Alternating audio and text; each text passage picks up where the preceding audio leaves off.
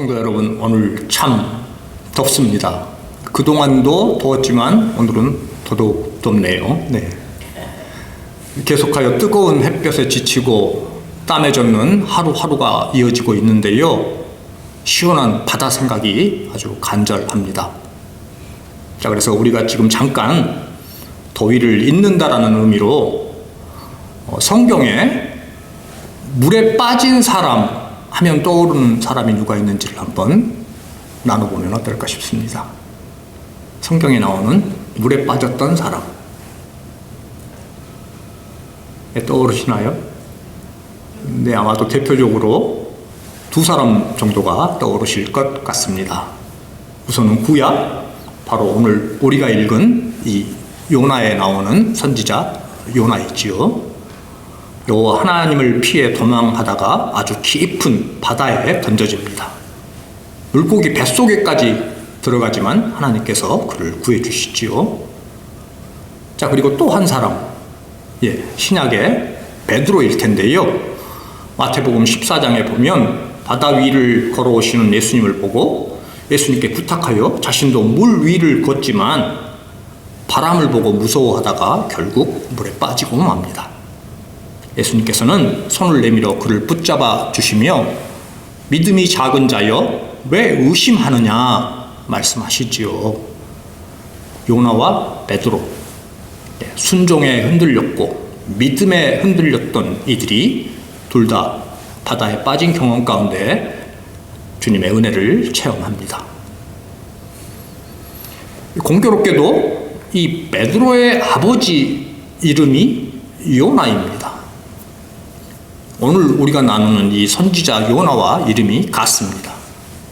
마태복음 16장 17절에 보면 예수님께서 베드로를 바요나 시모나 내가 복이 있도다 이렇게 말씀하시는데, 이때 그를 부르는 명칭 바요나 시모나에서 바가 아들이라는 뜻이고 요나가 바로 베드로 아버지의 이름이지요.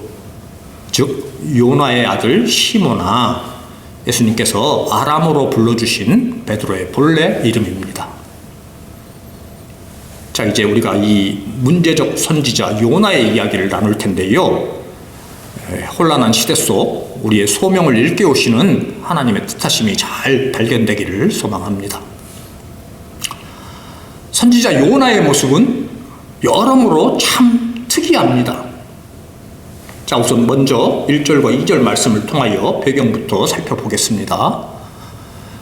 여호와의 말씀이 아미떼의 아들 요나에게 임하니라. 이르시되 너는 일어나 저 큰 성읍 니느웨로 가서 그것을 향하여 외치라. 그 악독이 내 앞에 상달되었음이니라 하시니라. 네, 아멘. 아미떼라는 사람의 아들인 선지자 요나에게 여호와 하나님으로부터 명령이 임한 것이지요. 우선 요나라는 이름의 뜻은 비둘기입니다. 창세기 노아의 이야기에서 홍수 이후 감람나무 잎사귀를 물고 와 땅에 물이 빠진 것을 알려준 그 비둘기가 연상이 되실 텐데요. 그처럼 이 이름에는 회복과 평화의 의미가 담겨져 있습니다. 이러한 사명을 수행해야 할 선지자로서의 요나, 하지만 그는 이 역할을 회피하는 모습으로 그려지지요. 하나님의 말씀이 요나에게 임했습니다. 니느웨로 가서 회개를 촉구하라는 명령입니다.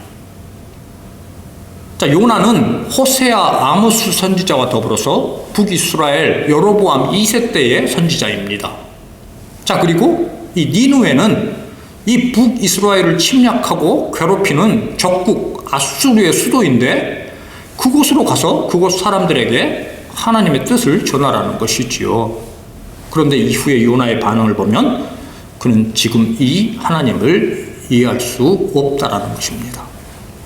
하나님의 백성 이스라엘을 위한 일도 아니고 오히려 자신들을 괴롭히는 나라, 저 악독한 아수르 사람들의 회개를 촉구해야 하느냐는 이런 의미 있지요. 그래서 결국 요나가 이 명령을 피해 도망하는데요. 자, 여러분, 단지 이 이유만으로 요나의 불순종을 설명하기엔 뭔가 좀 마음에 걸리는 부분이 있지는 않으신가요? 우리가 요나를 읽다 보면 이 부분에 대해서 선뜻 납득이 가지 않는 경우들도 있을 것입니다. 자, 요나는 지금 자기 조국의 원수인 나라에 가서 회개를 선포해야 하는 것이 싫습니다. 자, 그런데 요나가 가서 회개를 외친다라고 한들 그들이 꼭 회개를 한다라는 보장이 있나요? 그들이 요나의 말을 무시하고 회개치 않을 수도 있고 정황상 그럴 가능성이 훨씬 더 큰 거 아닌가요?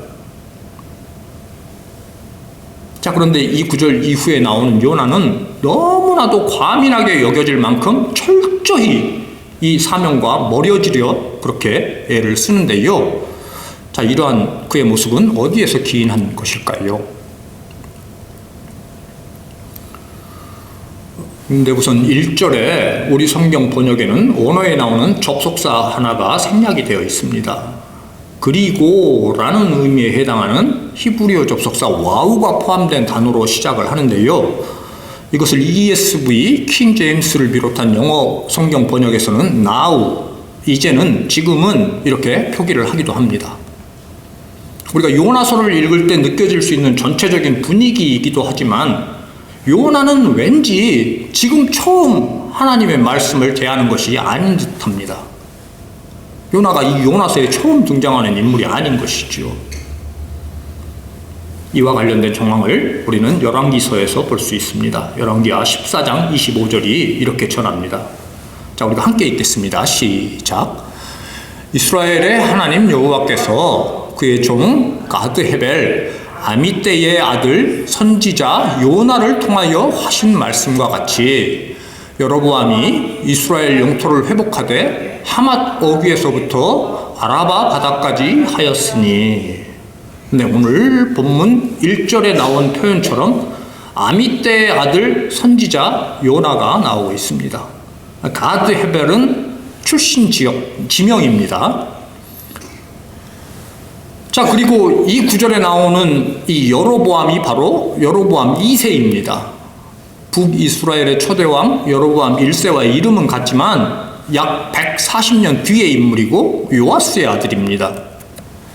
이 여로보암 2세 시대의 북이스라엘은 정치, 군사, 경제적으로 가장 큰 번영을 누리지요. 전성기를 구가합니다.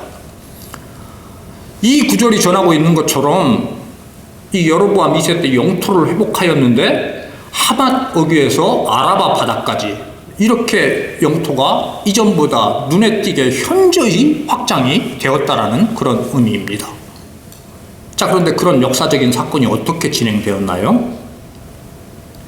이스라엘의 하나님 여호와께서 그의 종 아미떼의 아들 선지자 요나를 통해서 하신 말씀과 같이 이루어진 것이죠. 요나는 이와 같이 하나님의 약속이 어떻게 성취되는지를 직접 목격한 선지자였습니다.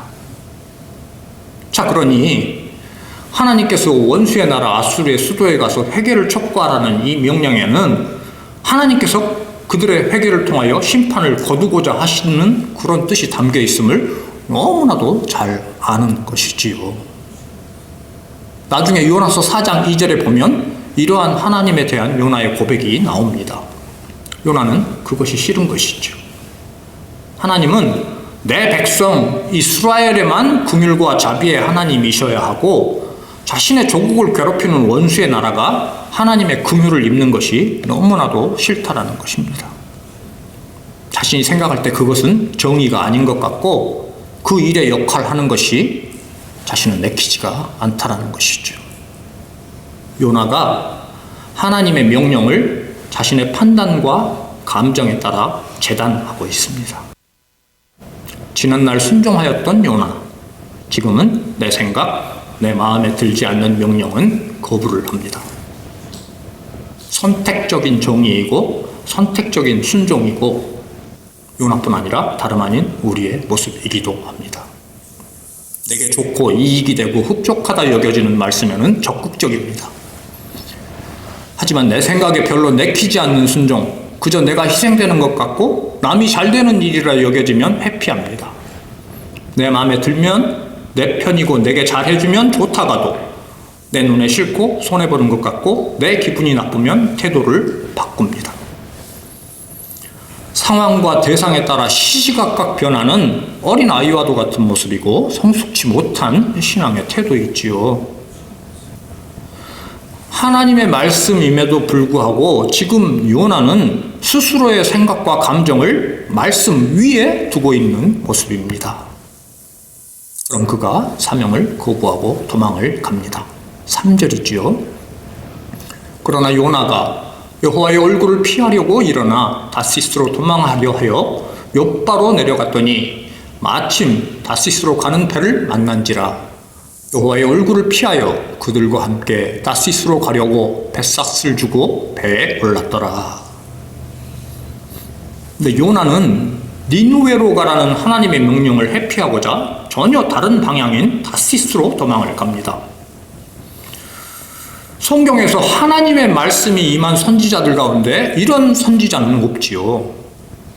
이사야나 에레미야처럼 자신은 자격이 없다 여겨서 주저한 경우는 있어도 이렇게 노골적으로 하나님의 뜻을 거부한 인물은 요나가 유일합니다. 요나는 자기 뜻에 맞지 않는 하나님의 말씀이 임하자 항변조차도 없이 곧장 의지적인 거절로 행동을 합니다. 욥바라는 항구로 가서 다시스행 배를 탑니다. 자, 흔히들 이 장면을 욥바 항에 가면 니누에로 가는 배도 있고 다시스로 가는 배도 있어서 요나가 다시스로 가는 배를 선택한 것으로 연상하시는 분들이 많은데요, 전혀 아닙니다. 이 구절은 그런 정도를 넘어선 더더욱 철저한 불순종이고 거부입니다. 지도를 보시면 이해가 빠르실 것입니다. 자, 저렇게 간 것입니다. 북이스라엘에서 아수르의 성읍 니누에로 가는 것은 내륙을 통해 걸어서 북동쪽으로 가야 하는 여정입니다. 자, 그런데 요나는 배를 타고 항해를 해서 머나먼 서쪽 끝에 있는 다시스로 향하는 여정을 택한 것이지요. 다시스는 지중해 연안, 현재 스페인 남부 지역쯤에 해당하는 그런 도시입니다. 아예 육로로 가야 할 명령의 회로로 전혀 다른 방향으로 지도에 표기된 것처럼 거리로도 무려 5배가량 더 멀리 떨어진 도시를 향하여 불순종의 항해를 나선 것이지요. 말씀은 그가 여호와의 얼굴을 피하려고 그리 행했다라고 증언합니다. 인류는 에덴에서도 그랬습니다. 그때의 에덴에서도 아담과 그의 아내는 여호와의 낯을 피하여 숨으려고 했습니다. 가인은 동생 아벨을 제사의 현장이 아니라 들에 나가 죽였습니다. 그러면 여호와 하나님으로부터 피할 수 있으리라 생각한 것이죠. 죄악으로 향하는 뿌리 깊은 인간의 생각입니다. 이번만큼은, 이곳에서만큼은 이렇게까지 하면 괜찮겠지. 하나님도 못 오시리라. 하나님도 못 보시리라. 요나의 이 모습 역시 온 땅, 온 세상에 충만한 하나님의 임재를 자신의 생각으로 제한하고 있는 모습입니다. 자신의 판단이 하나님을 넘어설 수 있다라는 교만의 죄성이고 어림도 없는 생각이지요. 그는 니느웨가 아닌 다시스로, 순종이 아닌 불순종의 바닷길로 이렇게 나아간 것입니다. 하지만 하나님은 그러한 불순종의 여정을 허락치 않으시지요. 4절 5절입니다. 여호와께서 큰 바람을 바다 위에 내리심에 바다 가운데 큰 폭풍이 일어나 배가 거의 깨지게 된지라. 사공들이 두려워하여 각각 자기의 신을 부르고 또 배를 가볍게 하려고 그 가운데 물건들을 바다에 던지니라. 그러나 요나는 배 밑층에 내려가서 누워 깊이 잠이 든지라. 요나가 탄 배의 항해길에 큰 폭풍이 일어납니다. 말씀은 분명히 여호와께서 큰 바람을 바다 위에 내리셨다라고 서술하고 있습니다. 요나의 어리석은 선택, 곧 여호와의 얼굴을 피하려는 시도가 얼마나 헛된 것인지를 하나님은 바로 드러내고 계십니다. 모든 인간은 결코 죄 가운데 하나님의 얼굴을 피하지 못합니다. 그 행로에는 폭풍이 뒤따릅니다. 배가 깨질 지경이고 사공들은 두려워 각각 자기의 신을 부릅니다. 이 구절이 담은 의미는 무엇입니까? 각각 자기의 신을 부르는 이 배에 탄 사람들, 여호와 하나님을 믿는 사람들이 아닌 것이죠. 이방인들입니다. 그렇게 자신이 섬기는 우상의 이름을 부르며 배에 실은 물건들을 배 밖으로 던지며 살고자 몸부림을 치는 것이죠. 그리고 요나는 배 밑층에 내려가서 깊은 잠을 자고 있습니다. 폭풍의 바다, 혼돈의 배, 울부짖는 불신자들, 그리고 배 맨 밑층에서 잠자고 있는 요나.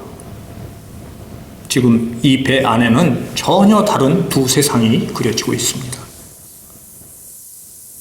이 와중에 잠이 든 요나는 참으로 신실한 믿음의 소유자인 건가요? 이것이 그가 하나님을 신뢰함으로 누리는 참된 평안 가운데 자고 있는 건가요?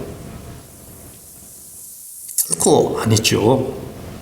이것은 불순종 속에 있는 자가 자신의 책임조차 망각한 영적 마비일 뿐입니다. 이 위기의 순간 이방인들은 두려움에 떨며 절박하게 그들 나름의 신에게 부르짖고 있는데, 하나님의 사람 요나는 하나님 앞에서 영적으로 완전히 무감각한 상태에 빠져 있습니다. 자, 그런데 여러분, 정작 지금 이 배가 마주하고 있는 이 혼란과 고통은 무엇 때문입니까? 이 폭풍은 왜 일어났나요? 바로 하나님을 믿는 요나의 불순종으로 인해 일어난 폭풍입니다. 그래서 이 배 안에 있는 모두가 고통을 받고 있는 것이죠. 믿는 자 한 사람의 불순종이 이 배 안의 모든 사람들을 위기로 몰아가고 있습니다.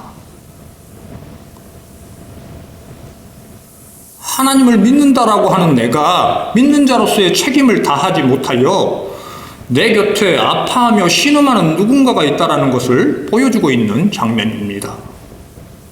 그럼에도 요나는 배 맨 밑층 그 침체의 자리에서 잠을 자고 있습니다. 6절로 이어집니다. 함께 읽겠습니다. 시작. 선장이 그에게 가서 이르되 자는 자여 어찌함이냐, 일어나서 내 하나님께 구하라. 혹시 하나님이 우리를 생각하사 망하지 아니하게 하시리라 하니라. 네, 아멘. 선장이 맨 밑층에 내려가 요나를 흔들어 깨우는 것이지요. 자는 자여 어찌함이냐. 근데 여러분, 앞서 말씀드린 것 같이 이 선장은 하나님을 믿지 않는 이방인입니다. 그가 지금 하나님의 사람 요나를 깨우고 있습니다. 일어나서 내 하나님께 구하라. 이게 웬일입니까, 여러분? 잠든 요나를 이방인이 깨우는 것도 모자라 오히려 그가 요나에게 하나님을 전하고 있습니다. 니느웨로 가서 하나님의 뜻을 알리고 그곳 사람들의 회개를 촉구해야 했던 요나. 정작 그가 믿지 않는 사람으로부터 하나님께 구하라는 촉구를 받고 있는 이런 아이러니한 상황 가운데 있는 것이죠. 믿지 않는 사람이 되려 믿는 사람에게 복음의 언어를 전하고 있습니다. 지금 이방인들과 요나가 함께 탄 이 배가 믿는 성도들과 믿지 않는 사람들이 함께 살아가는 이 세상의 모습이라고 한다면 이게 무슨 그림입니까, 여러분? 혼탁한 시대, 신음하는 이 세상이 우리를 향해 이렇게 외치고 있는 것이지요. 성도여, 교회여, 제발 깨어나세요. 일어나 하나님께 구하세요. 우리를 위해, 세상을 위해 기도해 주세요. 네, 여러분, 요나가 탄 이 배, 이 폭풍의 의미가 다가오시나요? 요나가 탄 이 배는 니느웨를 대변하는 모습이고 나아가 우리 시대의 자화상이기도 합니다. 교회가 사명에 침묵할 때 세상은 폭풍 속에서 절규합니다. 적어도 지금 이 배 안에서는 하나님을 믿지 않는 사람들이 오히려 요나보다 더 나은 모습을 보이고 있습니다. 그들이 더한 열심으로 이 위기에서 모두가 살고자 애쓰고 있는데 오히려 요나는 잠을 잡고 있고 믿지 않는 그들이 이 잠자는 요나를 깨우는 것이지요. 혹시 하나님이 우리를 생각하사 망하지 아니하게 하시리라. 이 배 안의 사람들, 각각 자기의 신들을 부르던 그들의 갈망, 그들의 요청입니다. 그들이 하나님의 구원을 구하고 있습니다. 이방 성읍 니느웨에도 하나님의 구원을 구하는 백성들이 이렇게 울부짖고 있음을 요나에게 알게 하는 그런 음성이겠지요. 오늘을 사는 우리 믿는 자들이 들어야 할 세상의 절박한 외침입니다. 하나님을 믿는 우리가 그저 종교적인 우월감에 젖어 믿지 않는 자들을 함부로 정죄하거나 비난해서는 안 될 일입니다. 하나님은 그들을 쓰셔서라도 우리의 바른 신앙과 열심을 물으실 것입니다. 지금 나의 신앙은 사명을 떠나 있지는 않나? 영적인 무감각과 침체 가운데 잠들어 있지는 않나? 오늘 말씀은 이렇게 우리로 하여금 스스로를 향한 질문을 하게 합니다. 사랑하는 성도 여러분, 부르심의 은혜를 입은 우리는 이 세상이라는 한 배를 믿지 않는 이들과 함께 타고 있습니다. 누군가의 고통과 신음, 방황과 절망이 우리 곁에 있다면, 그들이 하나님을 알지 못한 채 헤매이고 있다면 그것은 부르심을 받은 우리가 사명을 외면하고 있기 때문입니다. 자는 자여 어찌함이냐, 일어나서 내 하나님께 구하라. 이웃과 세상을 위한 우리의 중보와 사명을 일깨우는 하나님의 음성입니다. 우리 안에 잠든 요나가 깨어나기를 간절히 바랍니다. 하나님은 지금도 우리 곁에 모든 인생이 구원에 이르기를 원하십니다. 우리가 깨어 기도할 때 방황하는 인생이 살아나고 우리의 가정이 살아나고 이 지역이 살아나는 하나님의 복된 역사가 반드시 일어남을 믿습니다. 그 크고 놀라운 생명의 역사를 바라보며 여러분 모두를 예수님의 이름으로 축복합니다.